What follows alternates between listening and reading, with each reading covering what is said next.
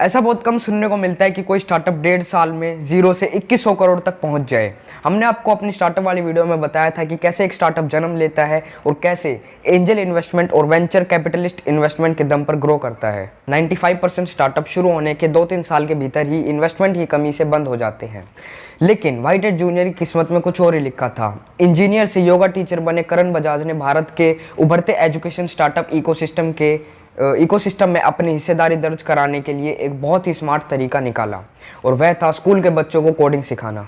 ना ही तो इस सपने में कोई खराबी है और ना ही इस सोच में कि छोटे बच्चों को कम उम्र से ही कोडिंग सिखाई जाए, ताकि बच्चों का दिमाग बचपन से ही कंप्यूटर की तरफ अट्रैक्ट हो, गेम खेलने के लिए नहीं, गेम बनाने के लिए। व्हाइट हैट जूनियर के लिए सब कुछ अच्छा चल रहा था और अगस्त 2019 को कंपनी की वैल्यूएशन करीब 200 करोड़ रुपए थी, और वहीं 1 साल के भीतर उसकी वैल्यूएशन 10 गुना बढ़ गई। और जब बायजूस जैसे बड़े एजुकेशन स्टार्टअप ने उसे एक्वायर किया तो उस समय व्हाइट हैट जूनियर की कीमत 1000 करोड़ थी, और व्हाइट हैट जूनियर की किस्मत खुली लॉकडाउन में, और स्टार्टअप की वैल्यू लॉकडाउन के दौरान 200 करोड़ रुपए हो गई। और लॉकडाउन के दौरान ही व्हाइट हैट जूनियर के वह शानदार एड्स हमें और आपको दिखाए गए। चिंटू के कोडिंग स्किल्स और वोल्फ गुप्ता की गूगल जैसी कंपनी के भीतर डिमांड से मेरी तो बहुत फट गई थी, और मुझे लगा कि मैं व्हाइट हैट जूनियर का सब्सक्रिप्शन ना लेके बहुत कुछ गवा रहा हूँ।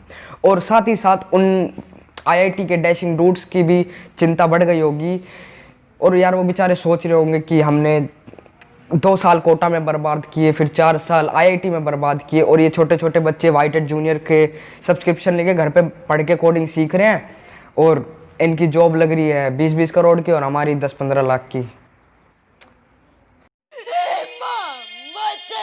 व्हाइट हैट जूनियर ने बड़ी कंपनीज जैसे एप्पल, गूगल और बड़ी बड़ी हस्तियां जैसे बिल गेट्स, मार्क ज़करबर्ग जैसे नामों का भारी मात्रा में धड़ल्ले से इस्तेमाल किया।